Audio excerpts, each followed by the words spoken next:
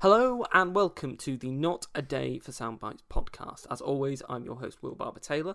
In this episode, I will be sitting down and speaking to one of the Labour Party's greatest orators, someone whose speeches and whose verbal dexterity is renowned throughout not just the Labour Party, but throughout British politics in general. I'm, of course, talking about the one and only Neil Kinnock. The Britain that is going to be forged in the white heat of this revolution will be no place for restrictive practices or for outdated methods on either side of industry. Education, education, and education. You start with far-fetched resolution. They are then pickled into a rigid dogma called. And you go through the years sticking to that, outdated, misplaced, irrelevant to the real need. We've changed the world before, and we're going to change the world again. Firstly, I'd like to thank you for sparing the time to speak to me, Neil, for taking the time to speak to me.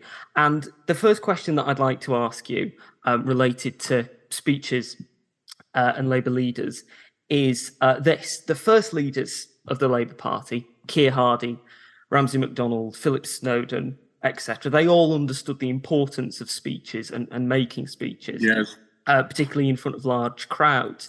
How much do you think that the early appeal of the Labour Party was due to voters coming into personal contact with them and hearing the speeches live in front of them? It was vital because of the very basic and simple reality that the large hall, the big rally, some often open air, was the only means of mass communication other than in print, obviously.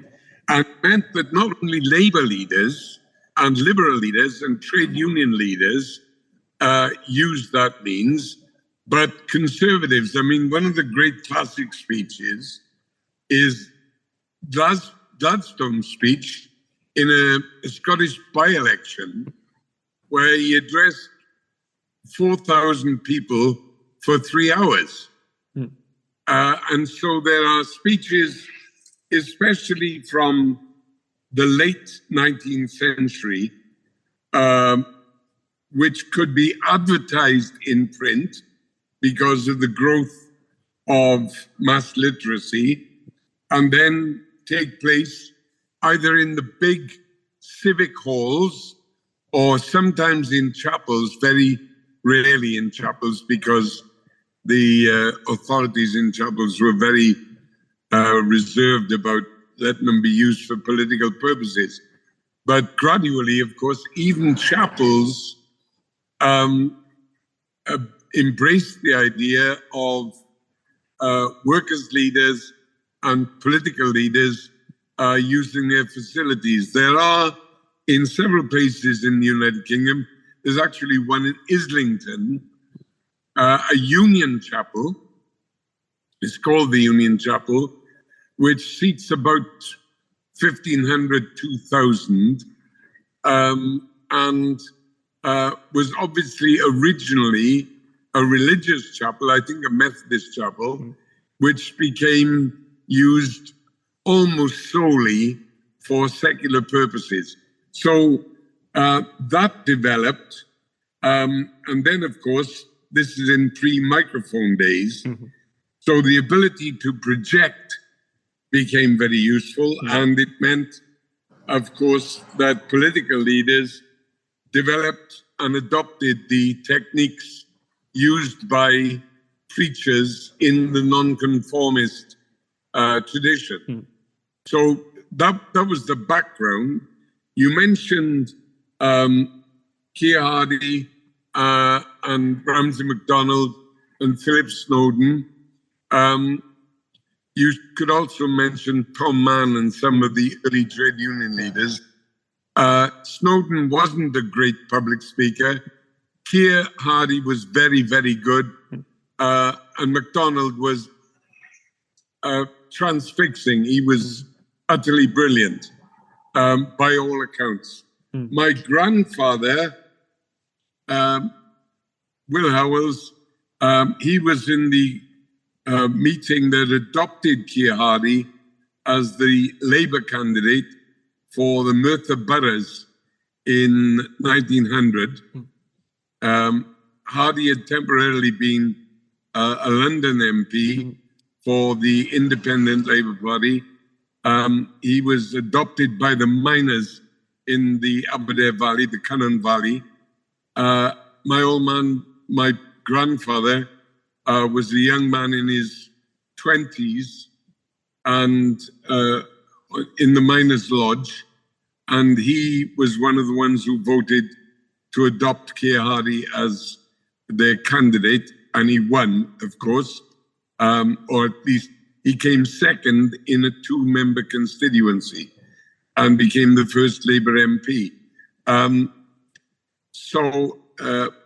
my grandfather used to tell me that Keir Hardie spoke in silver.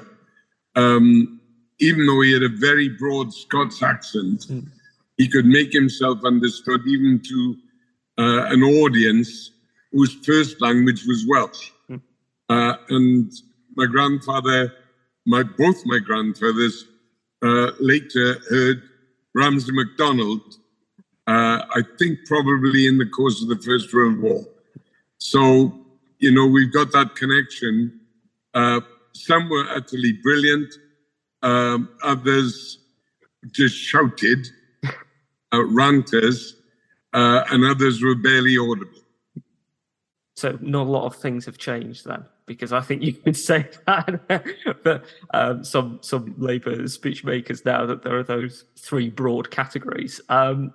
You mentioned the newspapers there, and of course that was one of the most important ways for recording speeches for those who weren't able to hear them in person. Yeah.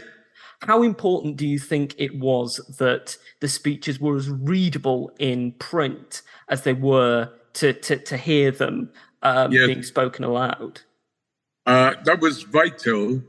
And of course, those speakers, the great ones, and there were a lot of great speakers. Often, of course, they drew their greatness from the raw emotion that they were conveying.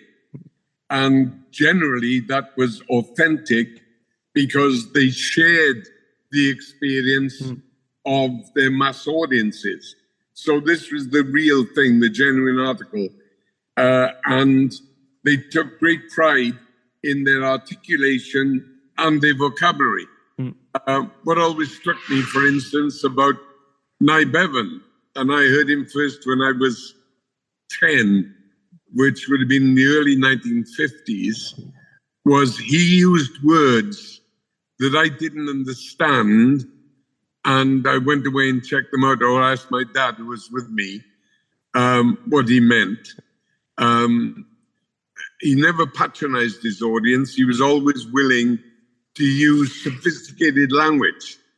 And it meant that even if there were a proportion of his audience who didn't understand precisely the word, they understood the context and appreciated the fact that they were getting real quality. They weren't being talked down to. They were being asked to lift themselves up. So that always struck me as remarkable and highly commendable from Bevan, even though, as I said, when I was a kid, I didn't understand every word that he used. For some reason, I remember he used the word redoubtable with emphasis. Yeah. So it's obviously a punching word. Obviously, in the context meant strength. And so I said to my dad, "What does that word mean, Dad? What does that word mean?" And he said, "It means powerful and resistant," he said. "You stick to it." Yeah. And so I understood exactly what was going on. And Bevan certainly had that in common with the early orators of the Labour movement. Not only did people get the newspaper, notably, of course, the Daily Herald, and some of the many socialist and trade union magazines and leaflets or pamphlets that were doing the round. And the most literate in a group would read the words out to usually his colleague. So they were not only conveyed through print, they were conveyed secondhand by kind of broadcasting.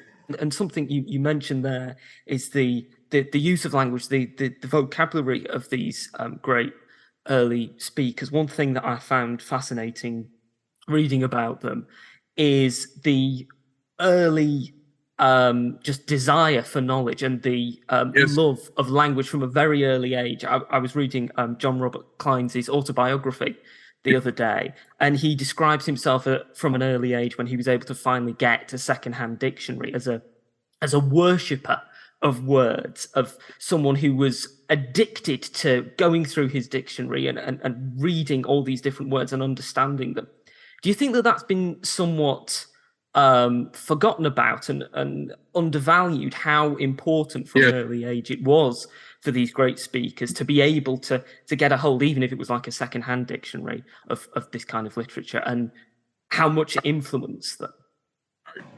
The good reason for that going into abeyance, the good reason is, of course, the spread of universal free education. And I suppose in a funny way, there's a crude economics operating. The greater the supply, the lower the demand. So what's easily accessible and taken for granted attracts less emphasis. The bad reason is that the use of what's thought of as ornate or sophisticated language is dismissed as windbaggery. And the age of the soundbite means that while words in some respects are absolutely crucial, especially if they can be jammed into 17 seconds for a news bite, the result of that is a reduction in the use of reasoning in political intercourse or concourse, and the reliance on slogans has become, or near slogans, has become even more marked.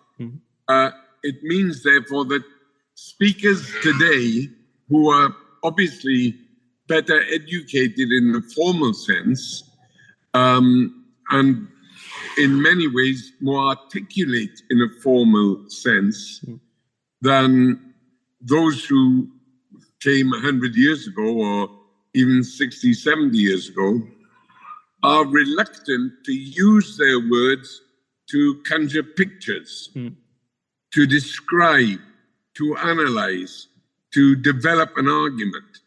And so consequently, platform oratory has become soundbite speaking. And of course, if you like, the opera of public speaking has been turned into jingles. And that makes a big difference. To some extent, it can show contempt for the audience. To a greater extent, it's a product of the pressures of the age and different conventions. And something that I think is interesting to note, particularly you mentioned jingles there and sound bites, is the change that, of course, occurred with the introduction of radio and radio broadcasts, which meant that speeches could be heard by far wider audiences than perhaps previously that they were able to be heard by. What do you think was the reaction by people like Ramsay MacDonald to the advent of radio? How do you think that they felt about its introduction? And do you think that, speaking obviously from a politician's point of view, a new medium, the evolution of a new medium, how do you think it would have challenged their preconceptions about how to deliver a speech? Well, radio for the first 50 years was two things in politics. One, you saw obviously the use of the formal statement by the Prime Minister or the leader of the opposition, much less frequently, speaking to the nation. So, in a sense, radio became an echo chamber of the formalities of statements. In addition, and very importantly, right up until the 60s, maybe even 70s, radio was the forum for political discussion and extended debate. So that during the war, for instance,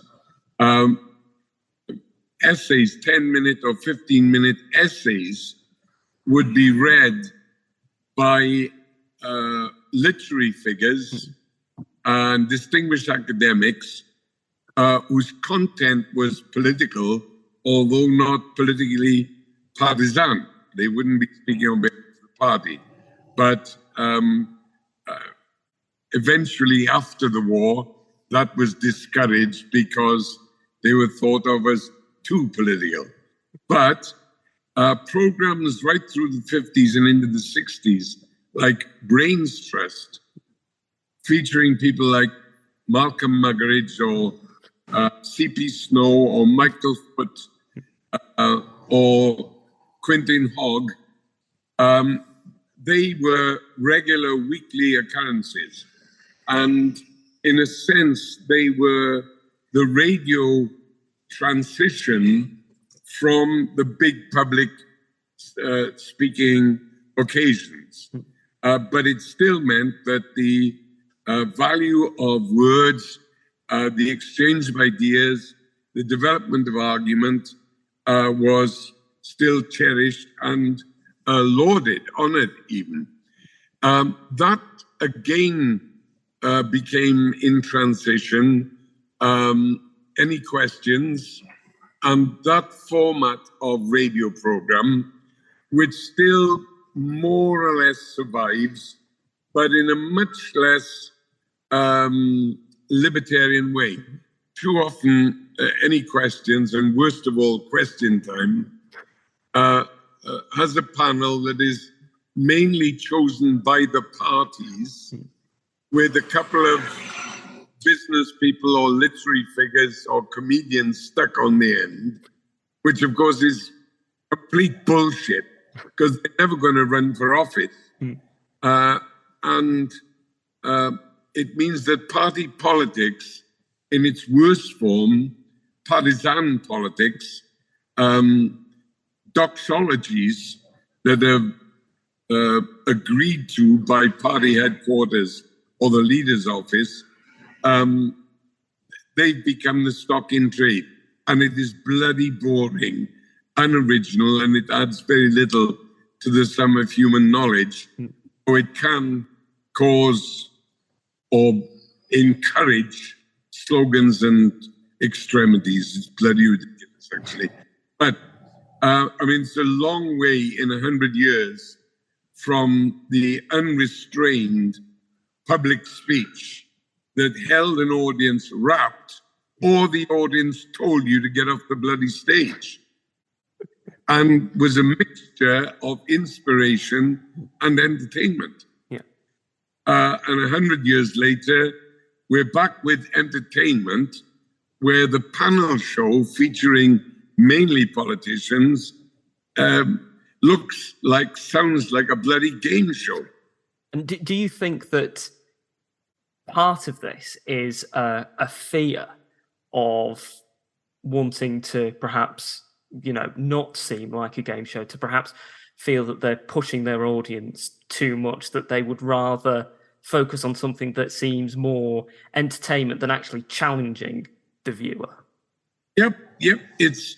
I sound like a snob when I say this, but it is all part of the dumbing down of editors and producers, particularly on television, which is a massive information medium, but of course, the main entertainment medium as well,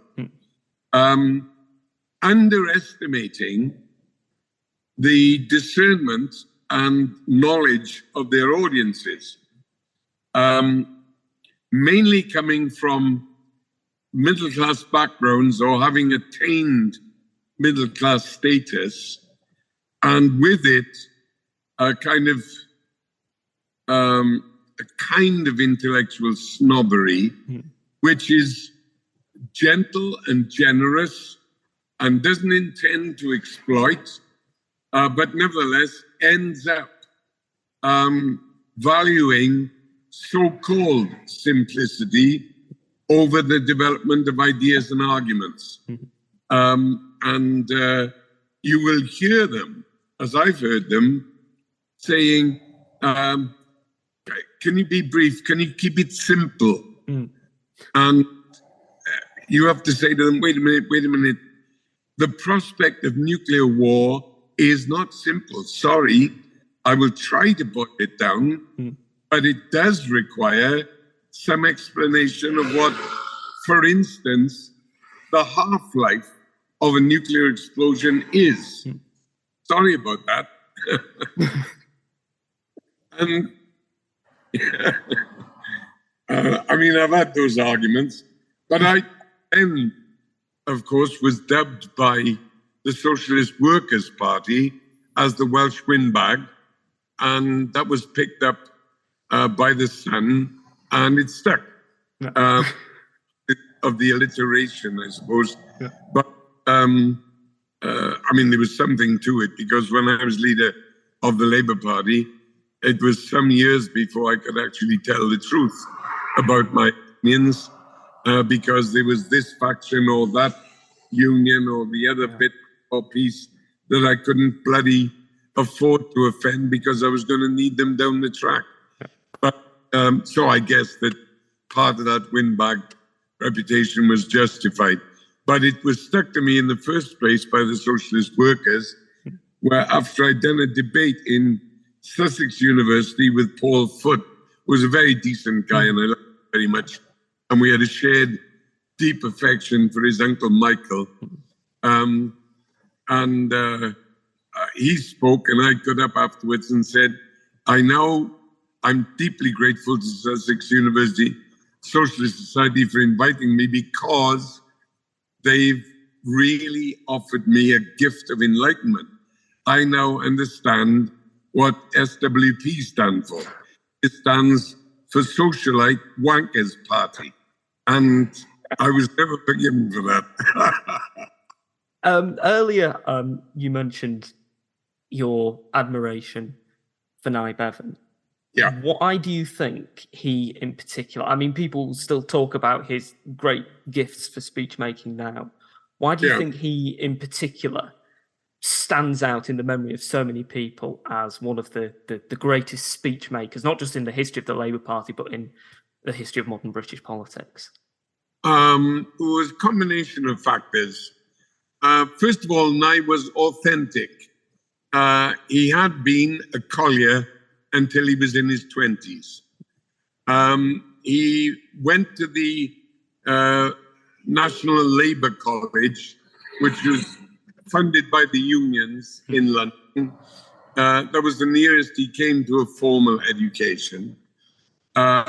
He was immensely fluent, and he taught himself that by overcoming a stammer which had been inflicted upon him by being bullied in primary school.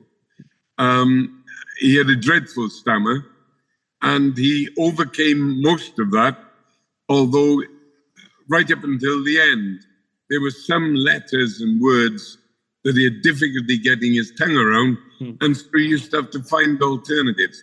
So he was authentic, he was endlessly fluent, he was very widely read and well informed, so he had a vocabulary that didn't just extend to individual words, but whole passages of the Bible or Keats or Wordsworth or Shakespeare, and wasn't afraid to use them in speech when somebody else's words fitted the bill better than his own words.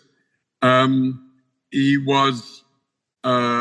had the timing of a brilliant stand-up comedian, and he was very funny, especially when he was satirizing an opponent.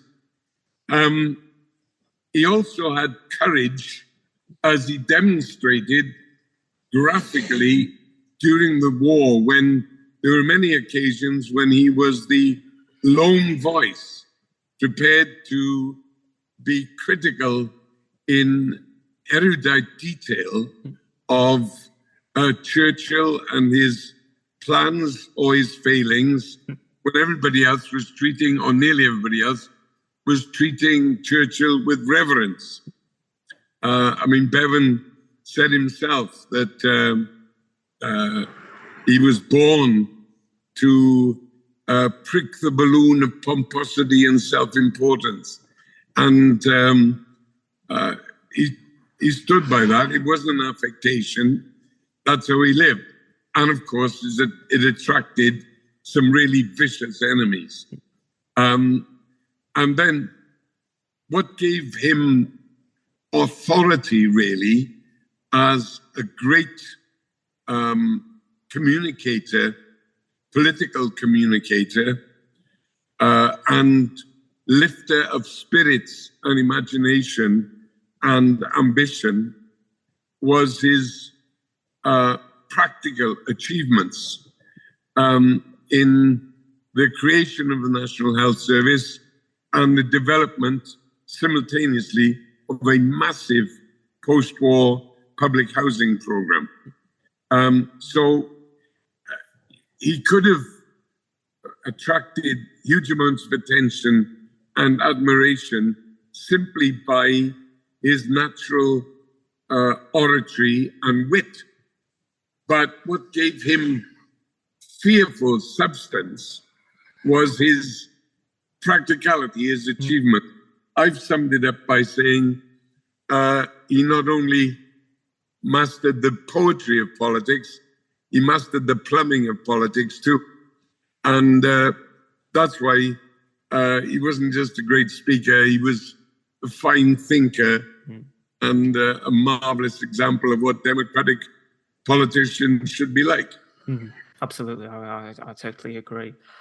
You've touched upon somewhat your own leadership of the Labour Party, but I'd like now to turn to your own approach to speech making. How would you approach a speech when you were going to make it? To what extent did you think about the writing of it, the physicalities of it? Because anyone can see in the clips when you're speaking, you do like to use your hands, and there's a very physical aspect to the speeches that you made. If I had to sum up my approach speech making, the one word would be bloody shambles. Until the late 1970s, I never wrote a speech. Oh no, that's not quite true. I wrote the speech that I gave in my selection conference and pretty much learned it off by heart, which was easy because I only put down what I really, really meant. I had 10 minutes to speak, so you couldn't waste any words. But up until the time I became the chief education spokesman, that was the only speech I'd ever written. And I only started writing speeches because I realized about 6 months into being on the front bench that if I made a speech on education, the only report would be of any slip in syntax or slightly inaccurate statistic or misquotation that arose simply because I didn't have the words or the figures written down in front of me. So I started writing speeches, which was a bloody nuisance. Oh, God. You just think of all the time I'd saved in all the previous years by never having to write the speech. And I was doing 2, sometimes 3 3-hour sessions a day in my job as a WA tutor organizer with demanding classes of shop stewards and junior managers. So in those circumstances, if you couldn't intrigue the class, they'd soon tell you. They were guys, most of my classes were anything up to 30 years older than I, 40 years older than I was. They were ex-service personnel, former merchant service, colliers, steel workers, automobile workers, guys who've been married for 30 years, you know. Yeah. So they wouldn't suffer a fool gladly. And I did have a colleague who was older than I was, but thought he was onto an easy streak. And I used to have to take over his classes because the guys would just walk out and have a cigarette. They just leave him to it. So, you know, after all, I never wrote a speech or wrote a lesson. I'd have some notes because it'd been silly not to, and out of respect for my classes. But anyway, I managed until maybe 1980 without writing any speeches and saved myself a lot of time in the process. But then I had to write the speeches to try and guarantee that the listeners and most of all the press got an accurate statement of what I was saying. And that carried through much of the time, maybe not most of the time, until the 1983 election. But I only wrote one speech or one section of a speech in that election, and that's the speech that's known as I Warn You. That's the only one I really wrote, because in that election, somebody was telling me the other day, a guy who wrote my biography actually, that I'd made 92 speeches in 24 days. And I wrote that in the back of the car with Glennis driving. I had a clipboard and I wrote it on lined paper, then phoned it through to my secretary in the Commons, who then typed it up and faxed it to me and sent it to the press. So it meant that I used, it was one page, what I used, the I Warn You speech. And by great good fortune, the ITN cameras were in the rally that I was doing in Bridgend. Harlech Television, Welsh Independent Television. And they put it on the 10 o'clock news, which is why there's still footage of it.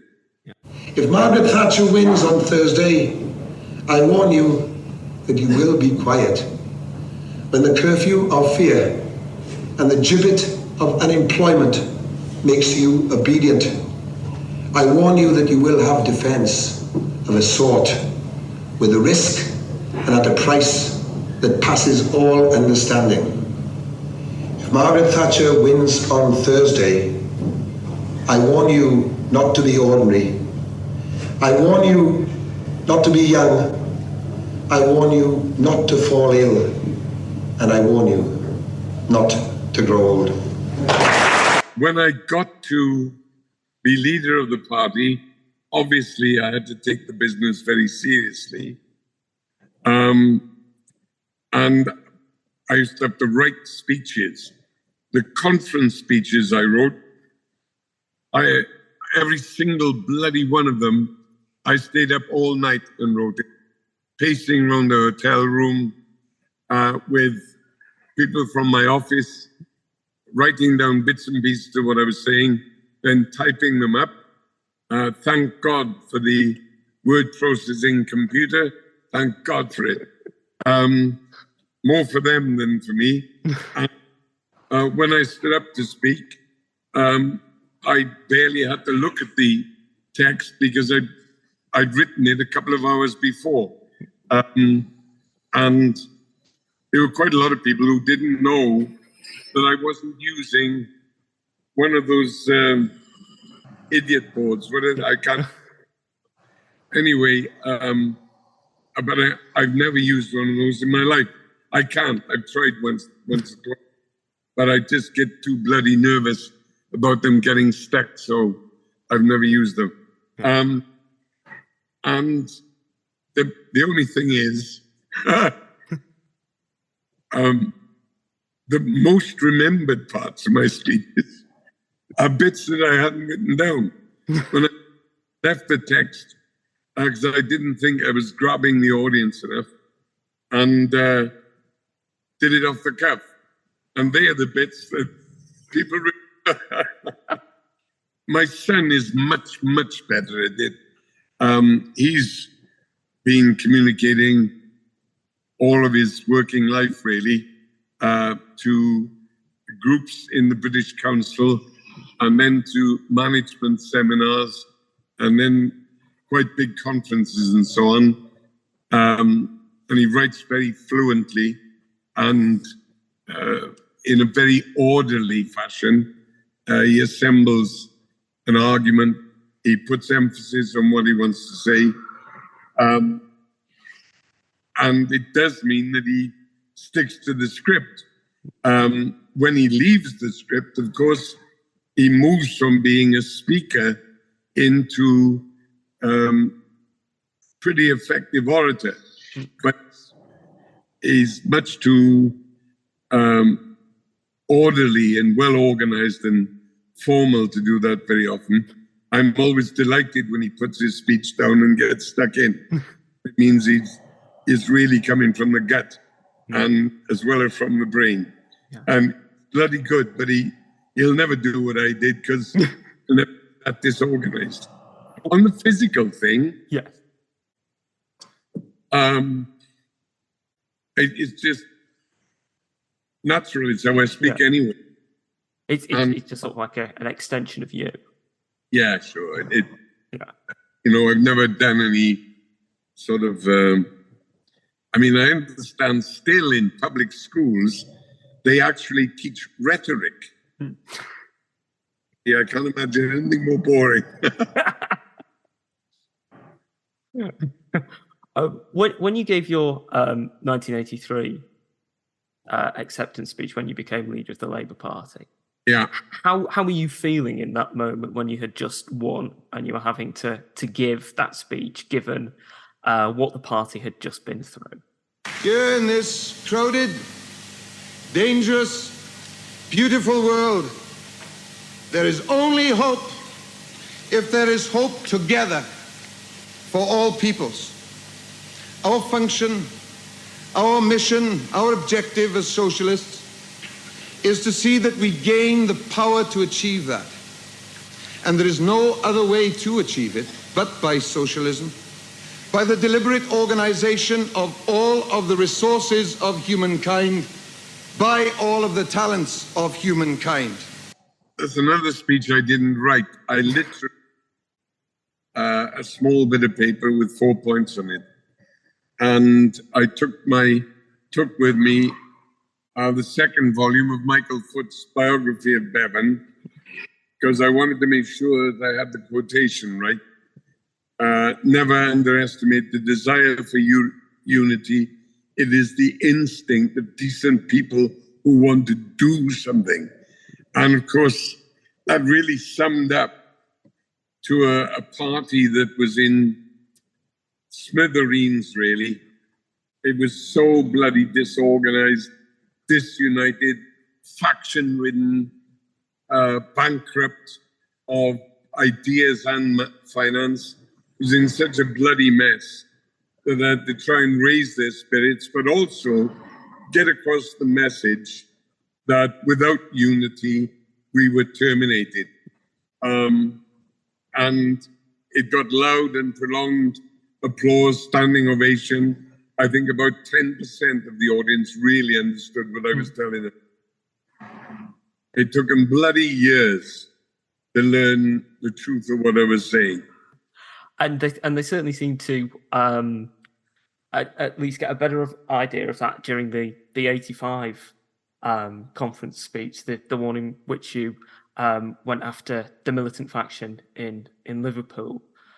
One of the things that is particularly striking about that is the comparison you make between the militant faction and public school boys, that kind of equivalence between them both playing at politics rather than actually practicing politics, actually being proper politicians. Do you think that was a particularly important comparison to make, that the audience could really understand and see that these weren't people who were helping the people of Liverpool, that they were more interested at playing politics rather than doing anything that could help the people of Liverpool? The people will not, cannot abide posturing. They can't respect the gesture generals or the tendency tacticians.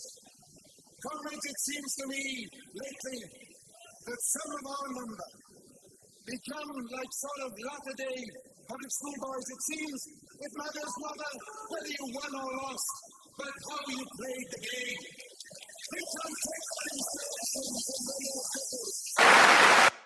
the Yeah, I either later or maybe a bit before that coined the term hobbyists. It was before that actually, because I used it to describe Ben and everything to the left, really, as people for whom politics and attendance and debates, and when they got a bit of power, actions, were actually extensions of a hobby. And I said, look, do the working class a favor and take up fly fishing or stamp. You'll do less damage. Because since I was a kid, really, and first bumped into the ultra left, and obviously I'm from Tudega. Christ, I was born on the left, and I still consider myself very much to be an active democratic socialist. So, you know, I haven't got much time for the right either, because they'll always will means and never ends, whereas the ultra left are always after exciting ends and won't try and develop the means. Anyway, I think I had my first fight over this when I was about 16 or 17, and in the Young Socialists. They've always got on my bloody nerves. And I guess on that day, or the night before when I was writing the bloody speech, the parallel that struck me was with gentlemen who were in politics because it was fun and a good way to meet girls. But they're not very different. All the bloody posters on the ultra left. And I take real exception to them, of course, when they become parasites in the Labour Party, because they know bloody well the one thing they do understand is that they have no popular public appeal and wouldn't be able to collect any votes by themselves. But of course, there are two things to say about that speech. The one is the bit that's always used is the bit that wasn't written down. And secondly, the much better part of the speech was the earlier part of the speech, where I developed the idea of the enabling state. That was necessary for two reasons.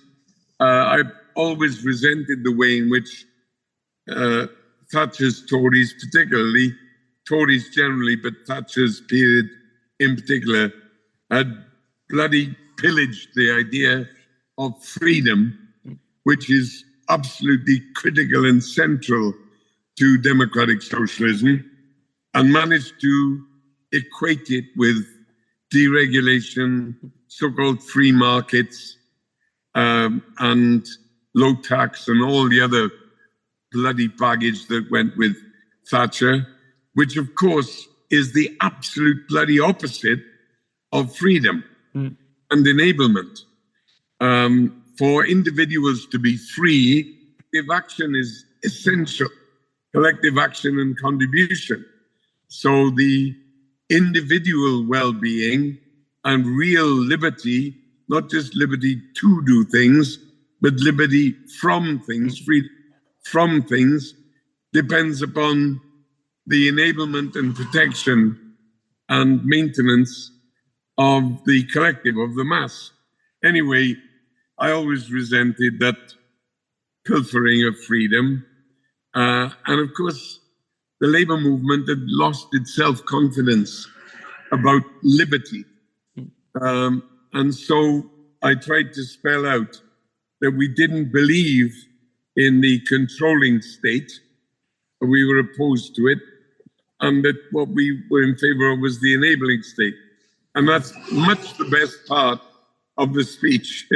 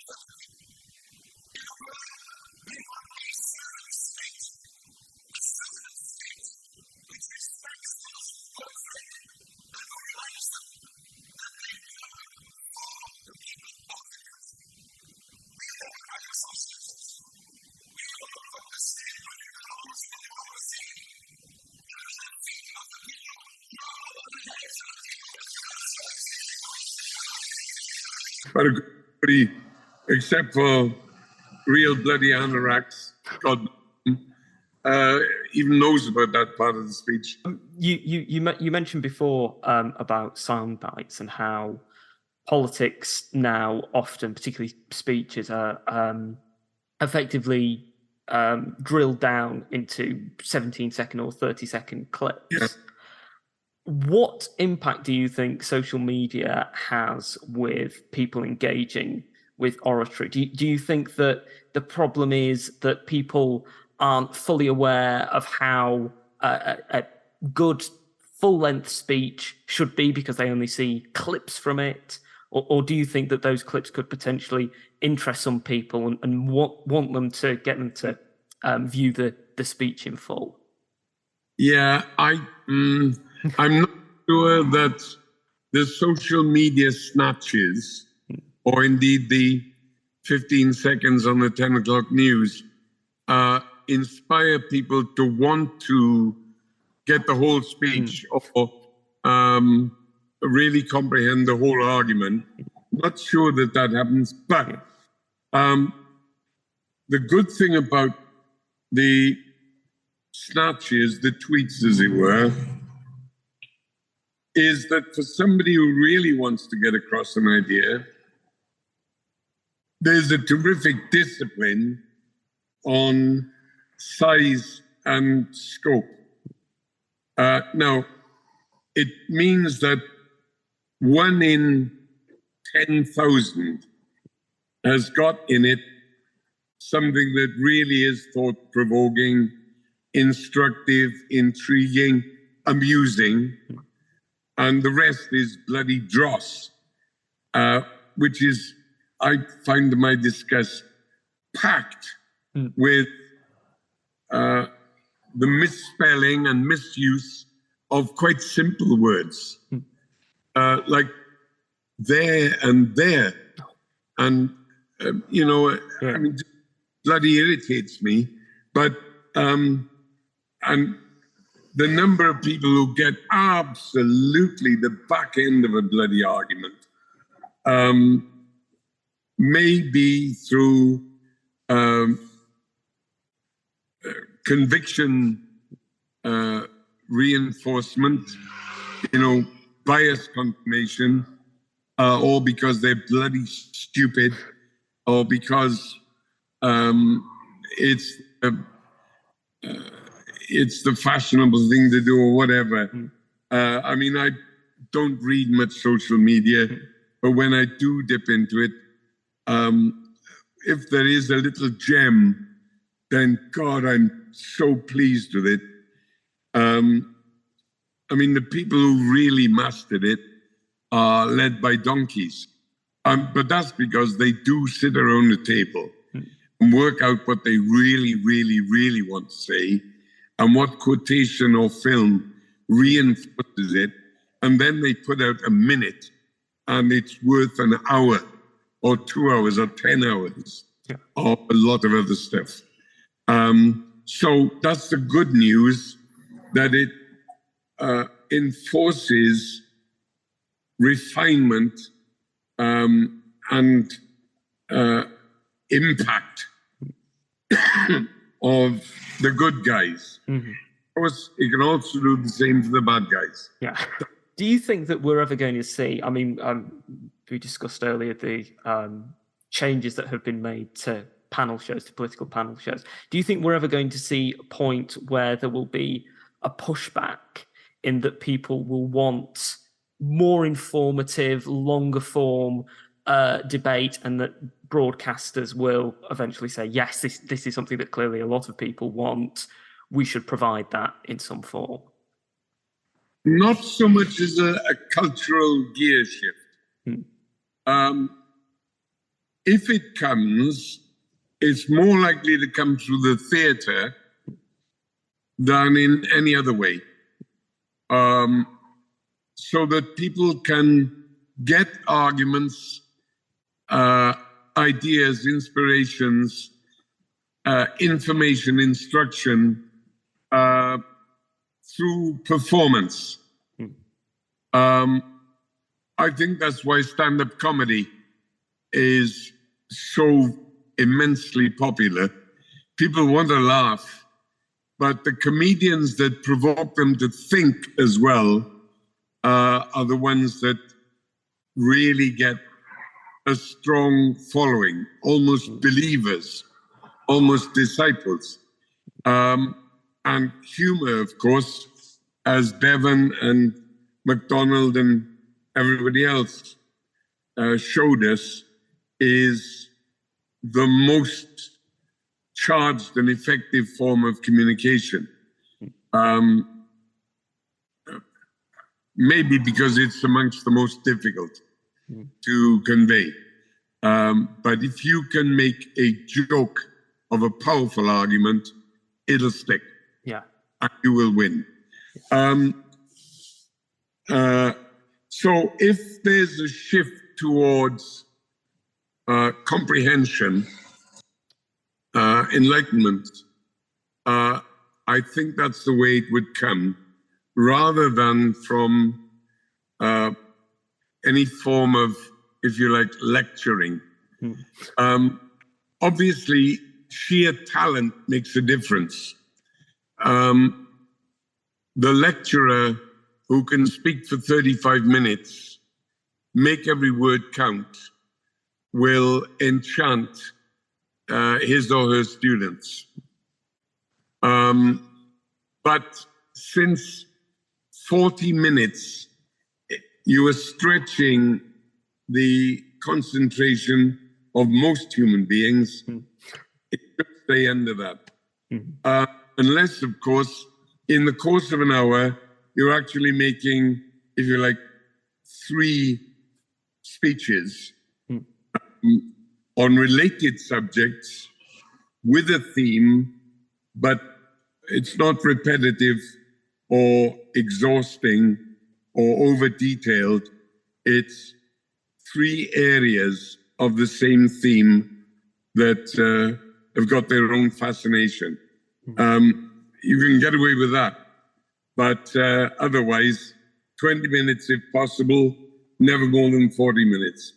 I have one final question for you, and that is, it's perhaps too much of a large question to end on in some ways, but who do you think, in your experience, was the best Labour speaker, and what do you think is the best speech by a Labour politician or any other politician that you've heard? In my lifetime, Jimmy Reid, the leader of the Upper Clyde shipbuilders. Now, I'm not scratching his back. I've just written a foreword for a book that was written by another guy, but contains nearly only the words of Jimmy Reid, taken down in several years of one-to-one interviews. It's a very good book. But I always thought that Jimmy was the best speaker that, as an adult, I ever heard. Bevan and Foote would be among the other ones. But Jimmy Reid was utterly brilliant, again, because he was authentic. He never patronized the audience. He was full of sometimes startling ideas. He backed it up with terrific audacity and real courage. And he had the poetry as well as the plumbing. So Jimmy Reid was the best. And I'm not scratching his back. I was astounded when I was reading the draft of this book, when he was asked the question, who's the best speaker you've ever come across? And he said Neil Kinnock was the best communicator. And I know what Jimmy meant by that, but that was maybe the greatest accolade I've ever had. But Jimmy was the best. I was in his class, really. Otherwise, the best speech in the House of Commons, and of course, the setting makes all the difference. A platform speech is a platform speech. And I was pretty good at that. Michael Foote was very good at it. Conference speeches, platforms, big audiences, television lights. There's open air rallies which require tenacity, stickability, speaking ability. And then there's the Commons.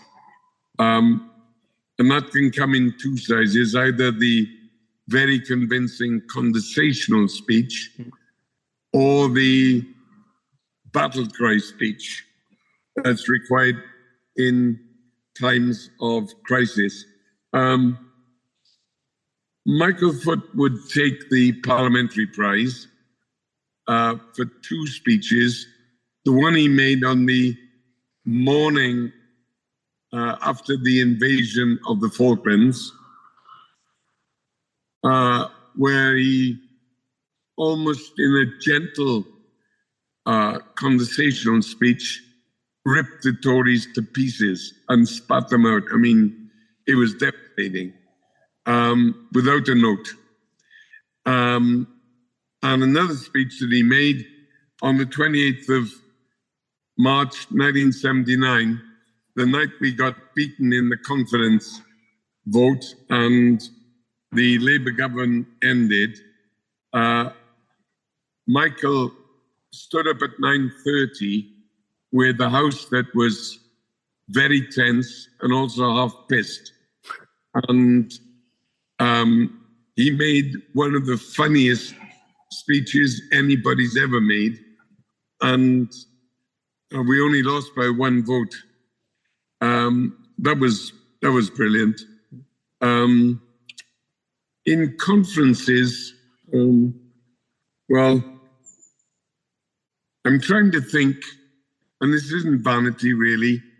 I'm trying to think of speeches that were better than mine. And I'm sure there were several. Michael made a speech in 1982, I think it was, with his back very much against the wall, which really dragged the conference to its feet. My lifetime, I can't say. There was a very telling speech by Wilson in 1963, which is called the White Heat of Technology speech. That made a real difference, even though everybody forgets the context. Wilson was actually saying that we've got to rapidly and massively modernize our economy because others were doing so. And what he had in mind wasn't the United States and Germany, it was actually the Soviet Union. Wilson always thought that the Soviet Union would become an economic giant. And one of the reasons I didn't become a minister was he sent me to the Soviet Union with 3 other young members of parliament on a fact-finding mission in 1973. And I wrote him a memo when I came back, a thank you note really, which effectively said, whilst we've got to worry about the armed strength of the Soviet Union, we don't have to worry about their economic and technological prowess. They can't make the bloody lifts work. And I think that he moved me from the promising future junior minister rank into leftist dickhead. Anyway, so that was a very, very telling speech. And Dennis Healy made an immensely courageous 5-minute speech in 1976. I didn't agree with a word of it, but it took real guts and it showed. But he was the kind of courageous man. He was the beachmaster at the Anzio landings when Allied troops got onto the continent of Nazi Europe for the first time. In the shot and shell, he organized the landings on the beach with a microphone in his hand, with the bloody bombs falling all around him. So the Labour Party conference could have been a cake, but he showed real guts against those who were screaming for his blood. That was good. Yeah, there were occasions like that. But Jimmy Reid was the top man. In Parliament, Michael Foot, the top man. In conferences and open air rallies. Well, I never spoke on a platform or listened to Martin Luther King in real life, but he had the gift. He had the gift. Yeah. Obama's got the gift too. Well, thank you for sparing the time to speak to me and for answering my questions. Thank you for listening to this episode of the podcast. I hope you've enjoyed it. Thanks again to Neil Kinnock for agreeing to speak to me for this episode, Anthony Broxton, who helped with the research for this episode and provided the last question, and to everyone else who has listened to this episode of the podcast. Thanks again for taking the time to listen to it, and I hope you listen to the next one.